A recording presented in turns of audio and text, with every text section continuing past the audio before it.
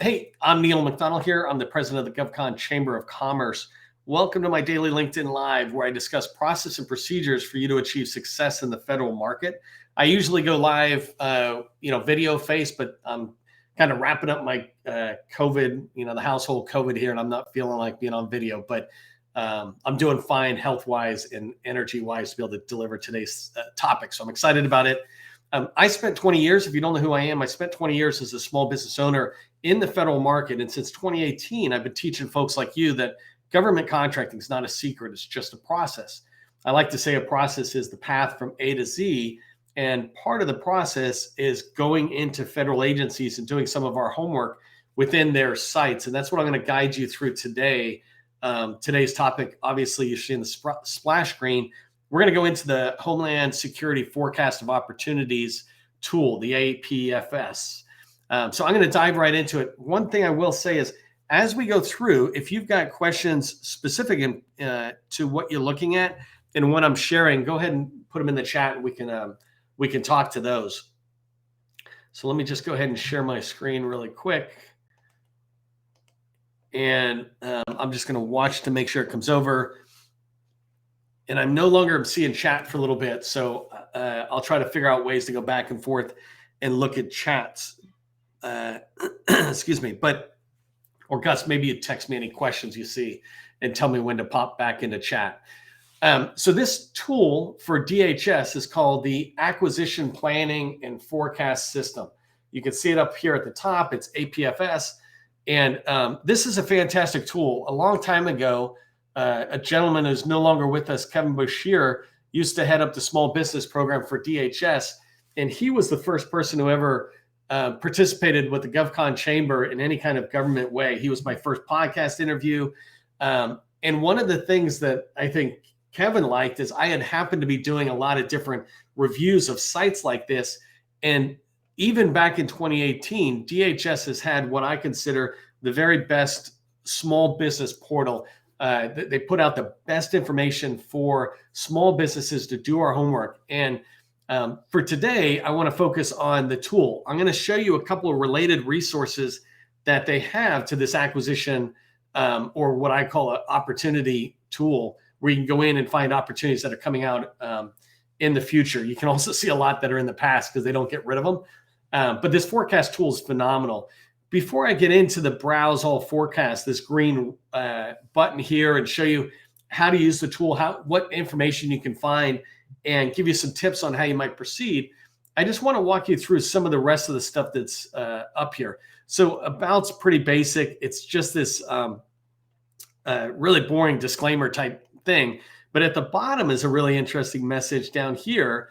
And I don't want to zoom in and out on everything. That's just one thing. But basically what that says is they're recommending you contact the small business specialist before you contact the point of contact for each opportunity that you'll see in a minute. And so that's something to keep in mind. I'll show you where to get those small business specialist information from this website. Actually, you'll see it in a minute.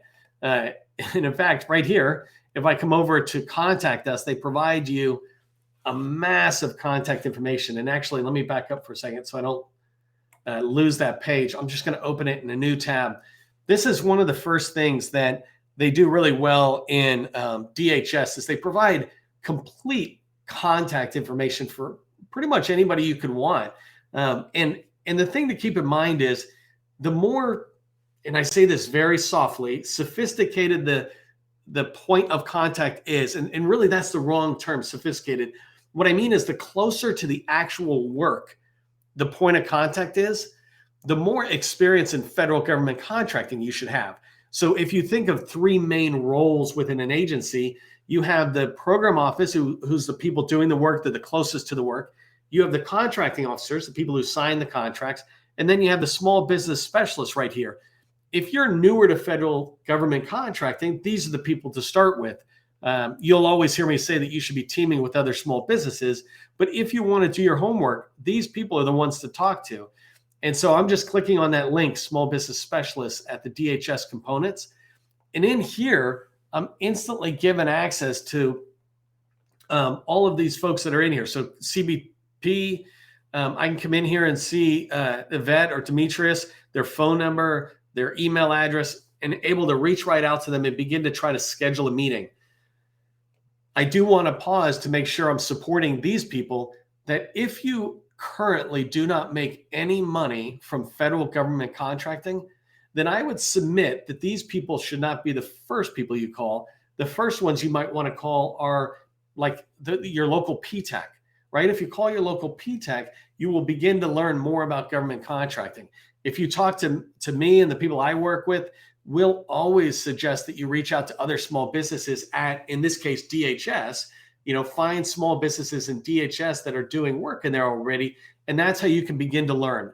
I don't mean to suggest you don't need to call these small businesses specialists, or you shouldn't. What I'm just suggesting is perhaps not make it your first call, right? Do some other intro calls. But when you're ready, in here, TSA, your ability to come down and find a couple of key people that will start your journey. The small business specialists are liaisons between industry and the government. Their job is to help the federal buyer find the best possible suppliers within industry, in this particular case, small businesses, right? But their job is to help their own internal customers. They also, as a secondary responsibility, try to serve industry's needs of getting into the federal buyers. And so that's why when I showed you that little disclaimer in the about that says, contact the small business specialist before contacting anybody else, it's because these people are tracking on the whole acquisition, and they might be able to answer a lot more of your questions as it relates to the acquisition. If you want to talk about the work, then you do need to talk to the program office, and I'll come back to that in a second.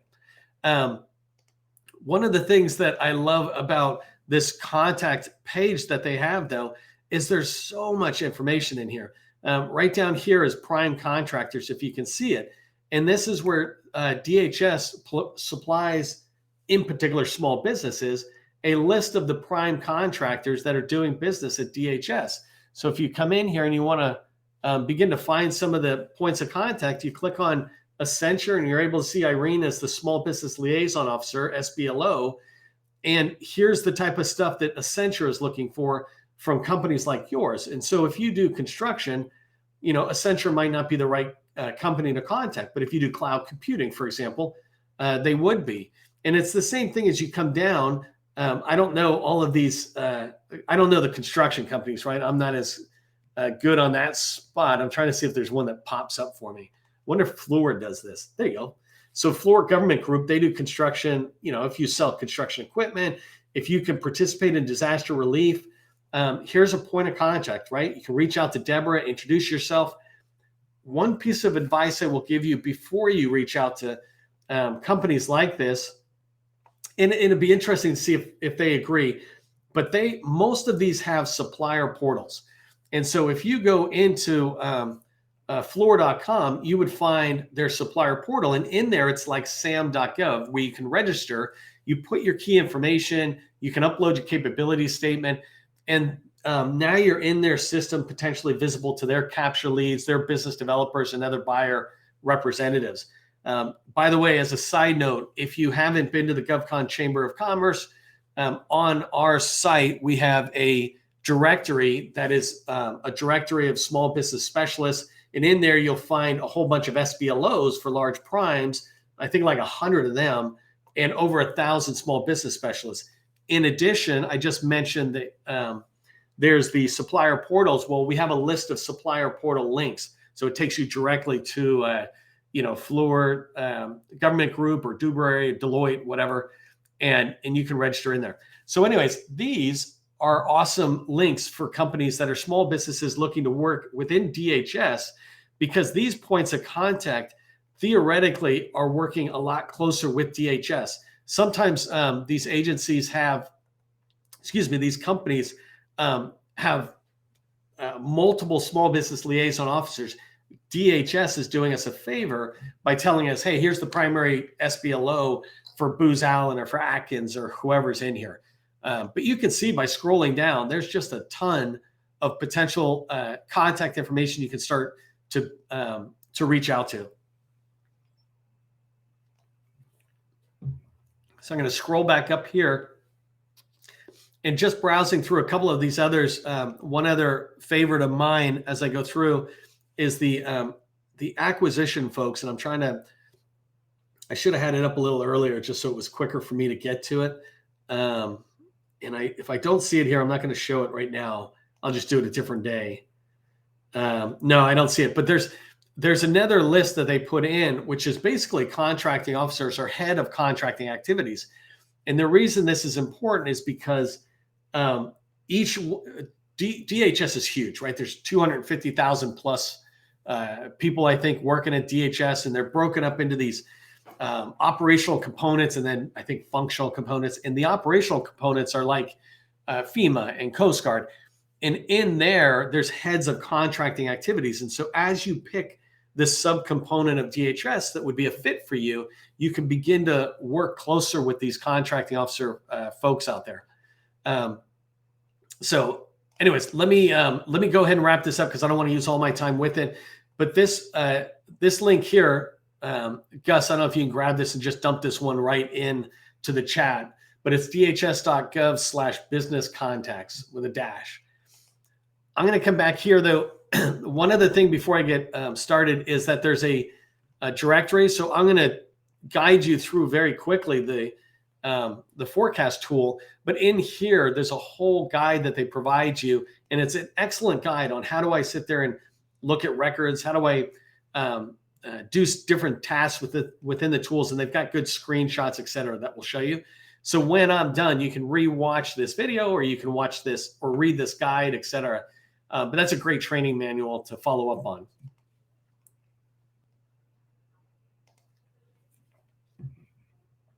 Okay, so let's go into, I'm going to close these ones really quick just so they're out of my way. When you come into the forecast tool, the forecast tool allows you to see all the different components. And I'm going to show you a couple of different ways to search for items. And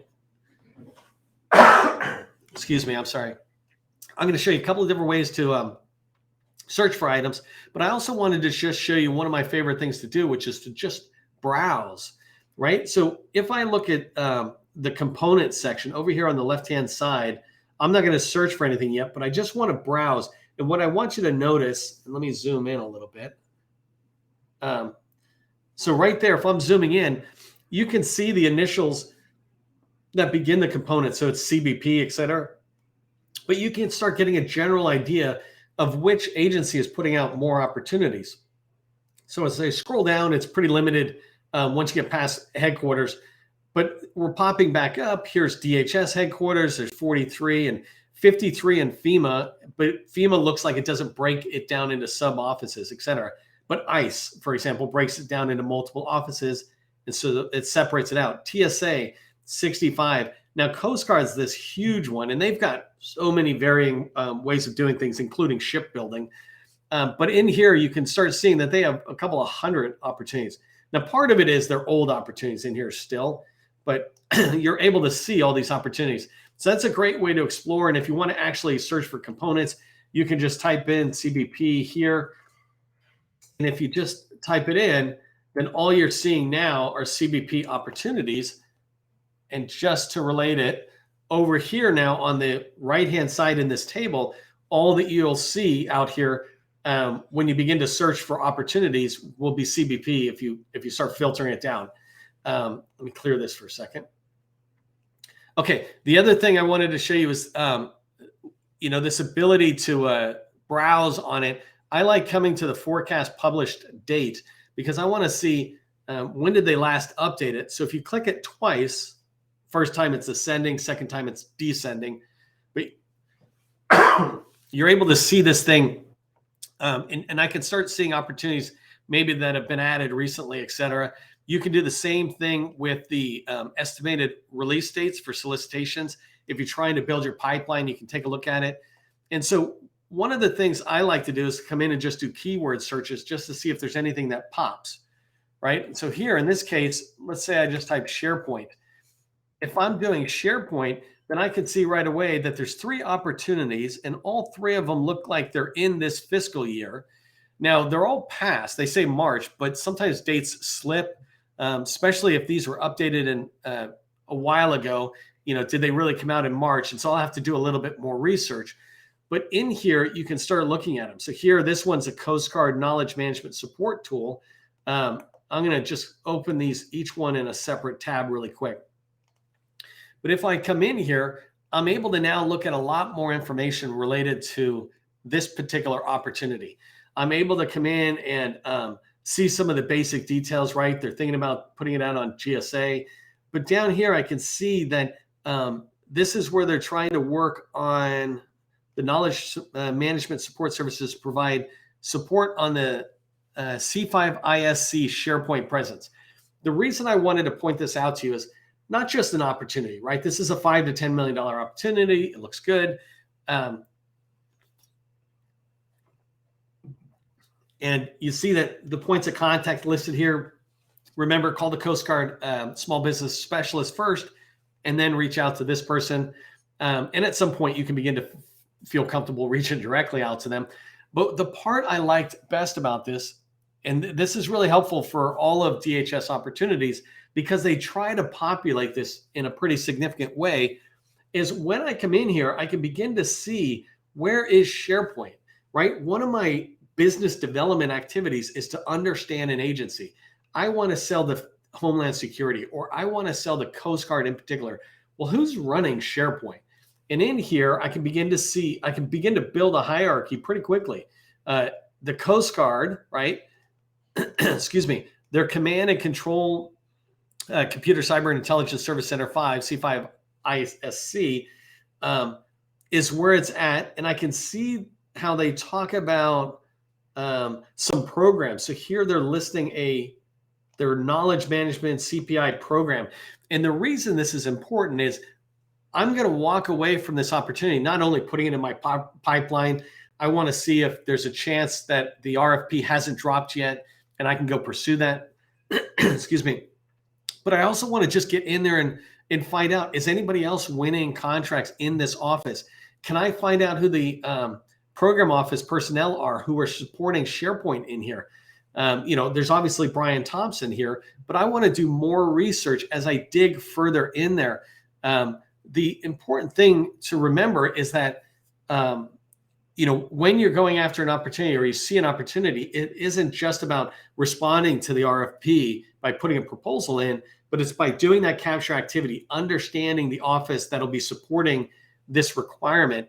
And in this case, in this one description or large paragraph, I get to see things I want to ask questions of Brian or that small business specialist. Can you tell me more about the CCPI program?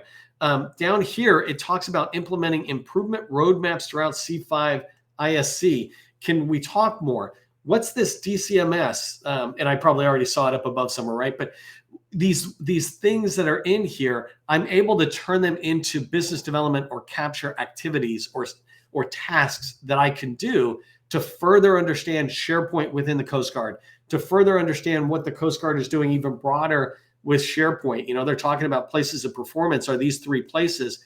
Why? What makes these 3 places important to a SharePoint initiative? And as you do business development, you will become more knowledgeable about this, et cetera. So anyways, great information in there. And you see similar things. Here's Forcecom.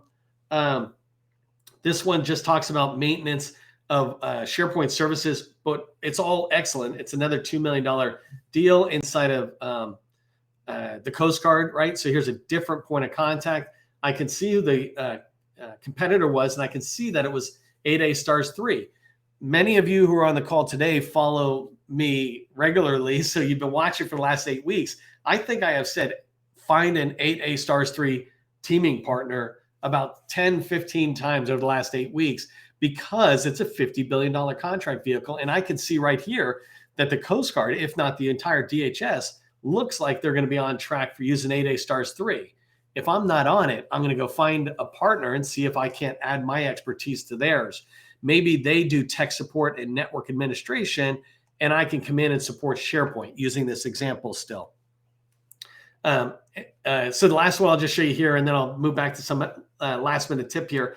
But as I look here, I'm looking at one more, and here it's a web content manager. So it's a little different, but I can see that they're talking about they utilize a unique instance of Microsoft SharePoint. Is G Portal different than what these guys are doing over here with whatever I call this, right? The C5IS.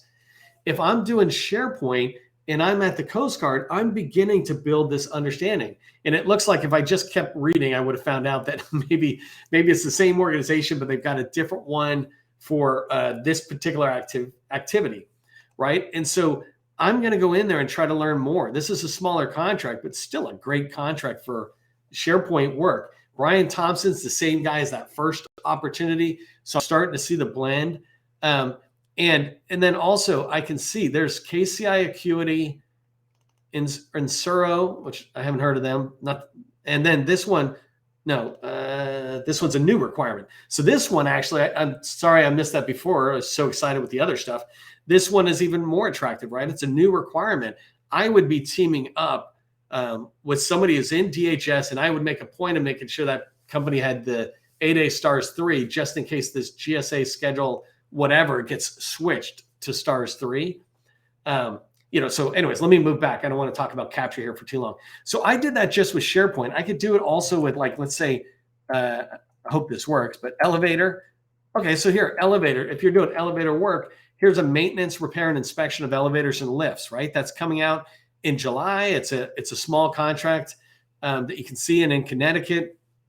And so if I just click on this and take a look at it, I'm able to get that same stuff that I want to understand, right? But here's the thing that just a quick tip that I would give you, right, is that when you're looking at an opportunity like this, don't just look at the one opportunity.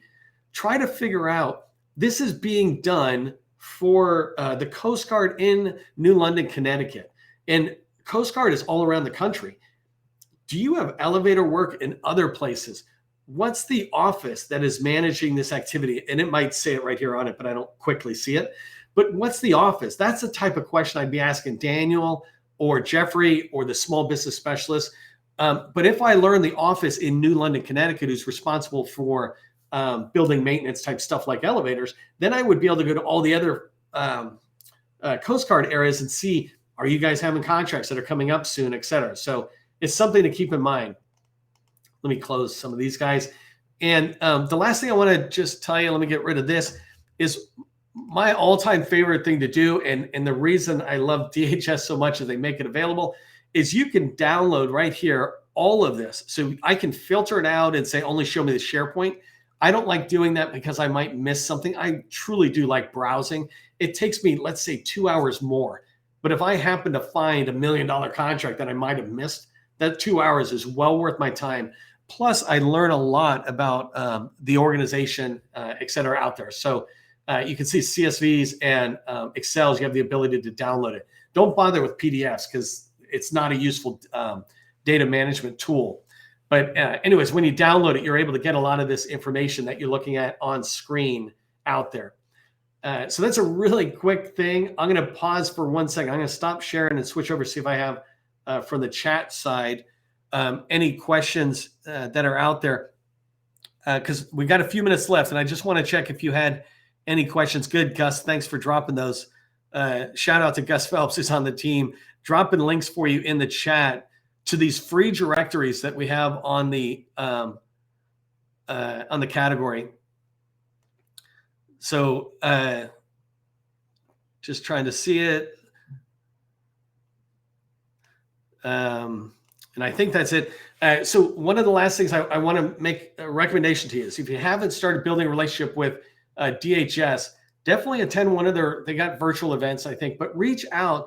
In this case, for example, the Coast Guard, reach out to the small business specialist for an introduction meeting and tell them you have looked at the forecast tool, and could you talk to them a little bit about an opportunity? This is a great way to get in. And you hear me all the time about building long-term relationships. A lot of us talk about this. Building long-term relationships are how you will succeed with teaming partners. It's how you'll succeed with